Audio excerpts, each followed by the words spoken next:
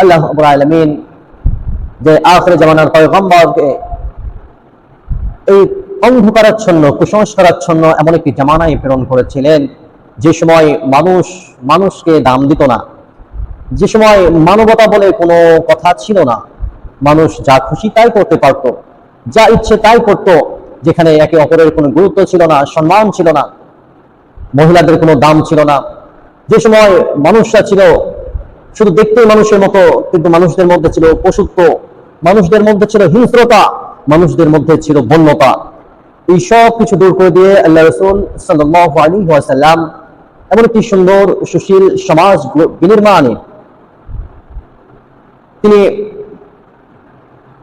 একটি সুন্দর সমাজ গঠন করেছিলেন এবং ওই সমস্ত হিংস্র বন্য পশুত্ব চারিত্রের মানুষদেরকে সব কিছু দূর করে দিয়ে, সব হিংস্রত্ব পশুত্ব দূর করে দিয়ে এমন সোনার মানুষে পরিণত করলেন যাদের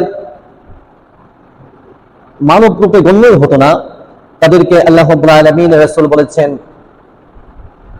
তারা হচ্ছে জামানার শ্রেষ্ঠ সন্তান। সুবহানাল্লাহ। তাদের যুগকে, তাদের সময়কে বলা হয়েছে খায়রুল কুরুনি করনি সুম্মা আল্লাযীনা ইয়ালুনাহুম সুম্মা আল্লাযীনা ইয়ালুনাহুম। সুবহানাল্লাহ। আল্লাহ রাসূল সাল্লাল্লাহু আলাইহি ওয়াসাল্লাম বলতেছেন সর্বশ্রেষ্ঠ যুগ তো আমার যুগ, এরপরে সাহাবীদের যুগ, এরপরে তাবিঈনদের যুগ, এরপরে তাবিঈনদের যুগ। সুবহানাল্লাহ। আজকে আমরা কুরআনুল কারীমের সূরা আল ফজরের প্রথম 3টি আয়াতে কারিমা তিলাওয়াত করেছি, যেখানে আল্লাহ রাব্বুল আলামিন ঘোষণা করছেন ওয়াল ফজর, ফজরের শপথ। এই ফজরের পূর্বে যে ওয়াওটি আছে, এই ওয়াওটি হচ্ছে ওয়াওয়ে তাসমিয়া, অর্থাৎ এই ওয়াওটি হচ্ছে কসমের ওয়াও। আমরা কোনো কিছু মানুষদেরকে দৃঢ়ভাবে বোঝাতে, বিশ্বাস করাতে শপথ করে থাকি, কসম করে থাকি, যেটা বলেন ঠিক কিনা। আমরা আল্লাহ রাব্বুল আলামিনের কসম করে মানুষদেরকে বোঝাতে চেষ্টা করে থাকি যে এই কথাটির অথেন্টিকিটি, এই কথাটির দলিল খুব মজবুত, খুবই শক্তিশালী, খুব শক্ত, যেটা বলেন ঠিক কিনা। আমরা যেহেতু বিশ্বের প্রতিপালক মহান রব্বুল আলামিনের শপথ গ্রহণ করে থাকি, আল্লাহ রাব্বুল আলামিন কোনো কিছু বুঝাতে চাইলে, বলতে চাইলে তিনিও শপথ গ্রহণ করেন, কিন্তু তিনি কার নামে শপথ গ্রহণ করবেন? তিনি তো রাজাবিরাজ, তার উপরে কেউ নেই, ঠিক কিনা বলেন? তার প্রভু কেউ নাই, তার পালনকর্তা কেউ নাই, লাম ইয়ালিদ ওয়া লাম ইউলাদ, তাকে কেউ জন্ম দেন নাই, তিনিও কাউকে জন্ম দেন নাই, ঠিক কিনা? তাহলে তিনি কার নামে শপথ করবেন?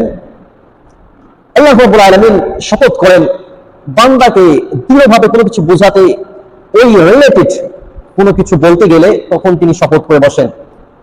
সামঞ্জস্যপূর্ণ, মানুষকে বোঝাতে সহজ সাবলীল হয় এমন কোন বিষয়ে তিনি শপথ করে বসেন।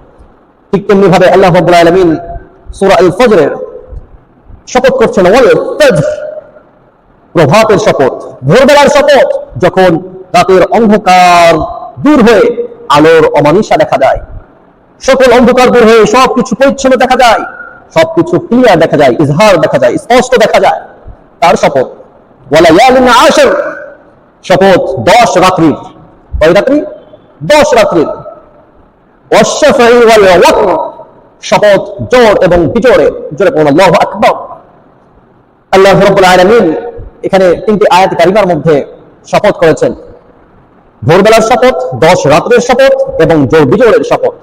মুফাসসিরগণ এখানে বলছেন ওয়ালা ইয়ালিন আশর, 10 রাত বলতে এটা মুফাসসিরিন কুল হযরত আব্দুল্লাহ ইবনে আব্বাস রাদিয়াল্লাহু তাআলা আনহু, কাতাদা রাদিয়াল্লাহু তাআলা আনহু, জাবের রাদিয়াল্লাহু তাআলা আনহু, প্রমুখ মুফাসসিরিনগণ তিনারা বলতেছেন এই 10 রাত্রি বলতে আল্লাহ রাব্বুল আলামিন জিলহজ মাসের প্রথম দশকে বুঝিয়েছেন। সুবহানাল্লাহ।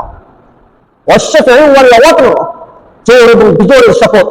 এই জোর এবং বিজোড়ের শপথ বলতে আল্লাহ রাব্বুল আলামিন তার সমগ্র সৃষ্টি এবং কেনাকে বুঝিয়েছেন।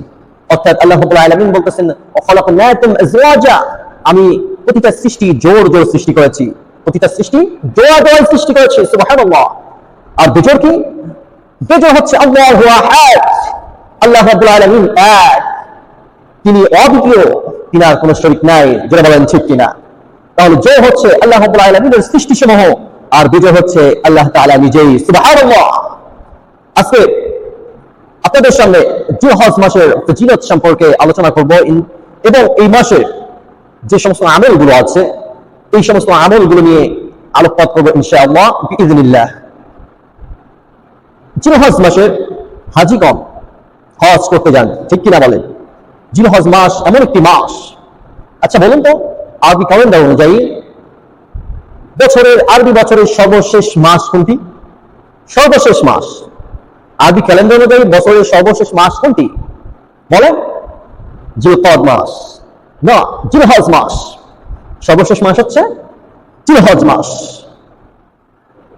আরবি ক্যালেন্ডার অনুযায়ী বছরের সর্বশেষ মাস হচ্ছে জিলহজ মাস, যে মাসে হাজিগণ আল্লাহ রাব্বুল আলামিনের ঘর কাবাকে জিয়ারতের উদ্দেশ্যে বিভিন্ন দেশ থেকে রওনা করেন। সৌদি আরবে মক্কা মদিনায় রওনা করেন আল্লাহ রাব্বুল আলামিনের হুকুম পালনের জন্য, কাবা ঘর জিয়ারতের জন্য, নবীজির রওজা মুবারক জিয়ারতের জন্য যে মাসটিতে হাজিগণ রওনা করেন সেই মাসটির নাম হচ্ছে জিলহজ মাস। সেই মাসটির নাম জিলহজ মাস। এই মাসের 8 তারিখে হাজিগণ মক্কা থেকে মিনায় রওনা করেন। 8 তারিখ হচ্ছে ইয়াউমুত তারবিয়া, অর্থাৎ পানি পানের দিন।